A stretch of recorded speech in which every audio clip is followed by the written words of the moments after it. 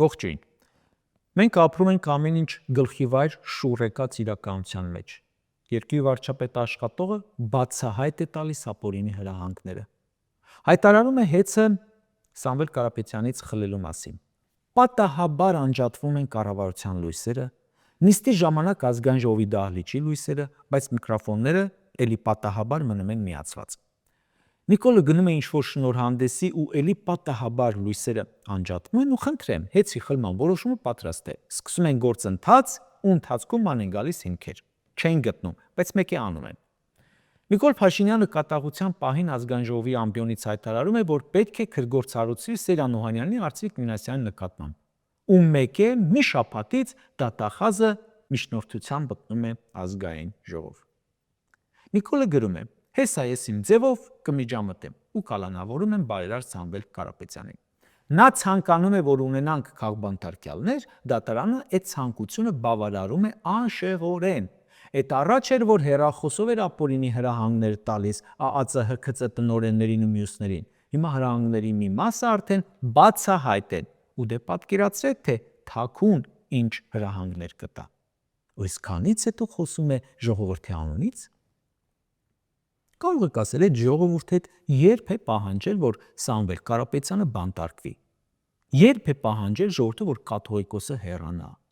որ ընդդիմադիրներին կալանավորեք։ Ժողովուրդը պահանջում է հեծը խլեք, թե հոսանք էժանացնեք։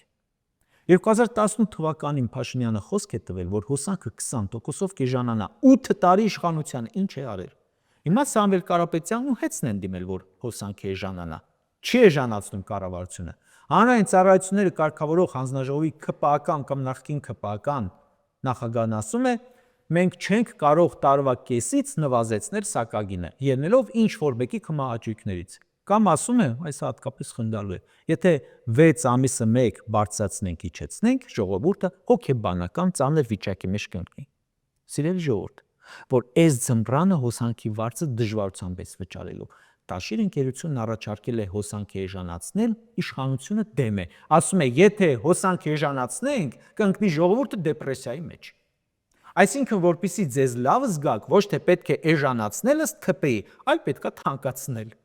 Չի բացառվում, որ որպես նախընտրական տրյուկ Սամվել Կարապետյանի տնտեսած միջոցների հաշվին տարվա սկզբում Նիկոլը մի քիչ էժանացնի հոսանքը։ ՔՊ-ի համար ժողովուրդը ուղակի փորձադաշտ է։ Իսկ ինչի մենակ հոսանքը, այն որ մեր երկրում ահռելի ու չկարգավորվող գնաճ է, այն որ Նիկոլը չի կատարում իր ոչ մի խոստում, պատճառն այն է, որ ըստ ՔՊ-ի դրական փոփոխությունները ձեզ կգցեն հոգեբանական ծանր վիճակի մեջ։ Սա դեռ խոսում է ժողովրդի անունից, այն ամբողջ փորձանքներից հետո, որ մեր գլխին բերել է։ Ու այսքանից հետո օրինակ իր ցանկություններն է հայտնում, թե ժողովուրդը ում պետք է անցկացնի հաջորդ ընտրություններում խորհրդարան, ում ոչ, եւ որոշել է, որ պետք է իր քաղաքական հակառակորդները չանցնեն ազգային ժողով։ Իսկ ով ասաց, թե դու ընտրվելու ես։ Ժողովուրդը հարցնում է. իսկ դու ինչ ես արել, որ արժանի լինես ընտրվելուն։ Այդ չընտրելու լիքը պատճառ կա։ Ես բերեցի մի հատ հոսանքի էժանացման տապալված խոստում, բայց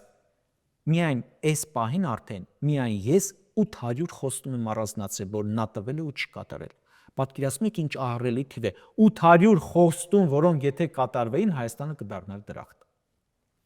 Զինվորների ծնողներին խաբել է խոստանալով, որ նրանք էլ ծանրոց չեն ուղարկելու։ Գործազուրկներին խաբել է խոստանալով լիքը ներդրումներ ու աշխատատեղ։ Արտագաղթացներին խոստացել է, որ ներգաղթ կլինի։ 100 անգամ խոստացել է, որ ոստիկանությունում բարեփոխումներ կլինեն։ Էլ պարեկ ստեղծեցին, էլ գվարդիա ստեղծեցին ու ինչ ասես չստեղծեցին։ Ոստիկանություն որակ այդպես էլ չի փոխվել։ Խոստացել է բռնությունները մերժել, բայց քաղաքացին իշխանական այդ նույն ոստիկանական բռնությունների պատճառով զրկվում է ձեռքից։ Գյուղացիներին այնքան խոստումներ է տվել, ոռոգման ջրից, չմշակվող հող չլինելուց մինչև անտոկոս վարկեր, կաթիլային ոռոգում ու խելացի անասնագոմ։ Խոստացել է պետական պարտք այլևս չավելացնել,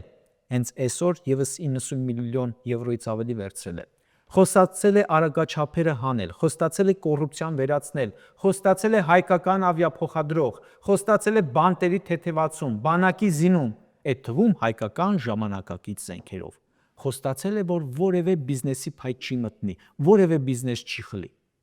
Մամուլի ազատության մասին է խոստացել, բազմաթիվ գործարանների մասին, էլ գազաբալոնների, էլ շաքարի, էլ ավտոմեքենաների, անգամ ինքնաթիռի,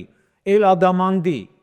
Խոստացել է հարկատուների գումարները անիմաստ չծախսել, մենաշնորհների վերացման մասին է խոստացել, քաղբանտարկյալներ չլինելու մասին է խոստացել, գնաճ չլինելու մասին է խոստացել,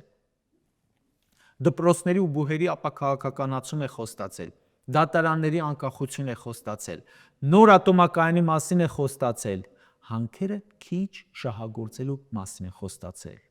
աղետի գոտու մասին է խոստացել, Հայաստան, Արցախ, Սփյուռք եռամիասնության մասին է խոստացել, կենսաթոշակների բարձրացում, Սև անալճից, որ հավելյալ ջուր չեն վերցնի,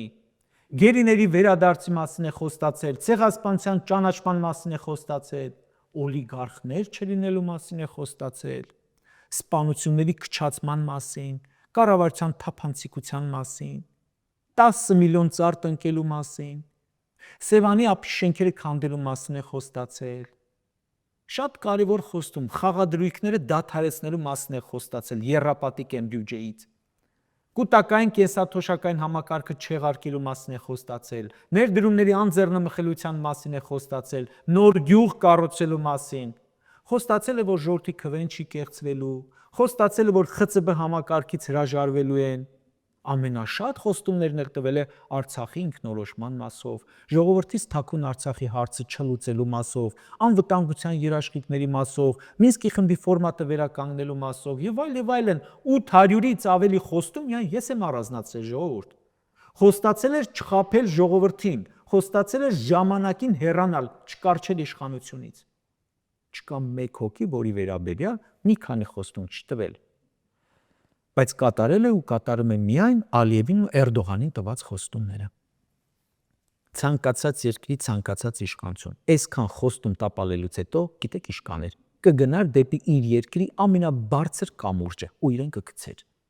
Չեմ պատկերացնում մի երկիր, որ իշխանությունը 1000-ից ավելի խոստում տա ու չկատարի, ու մնա իշխանության։ Խոստումները չկատարելու մասին հիշեցնում են, ասում են, աշխարհում չի եղել կառավարություն, որ ձախողում չունենա։ Ժողովուրդ ջան, ձախողված է համարում այն կառավարությունը, որը բաները խոստանում ու մի քանիսը չի կատարում։ Դուք ոչ մեկը չեք կատարել, ավելին, հակառակն եք արել։ Խոստացել եք էժանացնել, բայց ոչ թե չեք էժանացրել, այլ թանկացրել եք։ Խոստացել եք պահել, հանձնել եք։ Դուք ոչ մի հարցում չեք հաջողել։ Այո, աշխարհում չկա իշխանություն, որ ձախողում չունենա, բայց դուք ոչ մի հաջողություն չունեք։ Աշխարհում չկա պետություն, որ իրար հետևից ձախողում ունենա ու ռադը չքաշի։ Աշխարհի 30-ում չի եղել պետություն, որ պարտված չլինի, բայց չի եղել կառավարություն, որ պարտվելուց հետո սենց շարունակական նվաստացվի, որտեվ կրվողը փասափուս են հավաքելու չքվել է։ Աշխարհում չկա պետություն, որտեղ 3 եպիսկոպոսի բանտ գցեն։ Չկա պետություն, որ կան 2 հատ ծապտան իշխանություն վերցնեն։ Չկա կառավարություն, որ խոստումների 20%-ը պարզապես չկատարի, իսկ 80%-ը անի հակառակը։ Երկիրն էլ հանձնի։ Դուք միակն եք։ Շաբաթ օրը մարզամերգային համալիրում հավաք էր։ Նայիք քպական պաշտոնյաների ավտոմեքենաները։ Մի մասը էկրանին է։ Փողոցի փոշին վրան քայլելով եկել են իշխանության, ձեզ լիքը խոստումներ տալով։ Մի քանի տարի անց արդեն խնդրեմ, շքեղ կենցաղով են ապրում, մետրոյով էին երթևեկում, հիմա մի քանի տասնյակ ու $100,000 արժողությամբ մեքենաներով եւ պարտադիր դուր բացողով տապարտադիր են։ Ընկել են հեքիաթի մեջ ու դու քո միջոցներով քո հաշվին ժողովուրդ ջան, դդումը դարձրել ես կարգ։ Կարճ ասած, Նիկոլն ասում է, լիքը բան եմ խոստացել, բայց լուծումը չգիտեմ։ Լուծումը մեկն է՝ հեռանալ։ Կարող է չգալ ընդհանրապես, չմտնել ես ամենի տակ, մեր ամբողջ ազգին ես նվաստացման, ես ողբերգության ու տապալումների, ձախողումների մեջ չգցեիր։ Ու զավեշտ է, որ այդ ձախողակը որոշում է, որ ինքը պետք է լինի հաջորդ խորհրդարանում, էլի վարչապետ լինի ավելին, բայց ովքեր չլինեն, ով պետք է դուրս գա քաղաքական համակարգից, ով մնա։ Եթե կա մի հոգի ու մի թիմ, որ պետք է հեռանա, դա դուք եք։ Դուք չունեք լեգիտիմություն անգամ մասնակցելու ընտրությունների։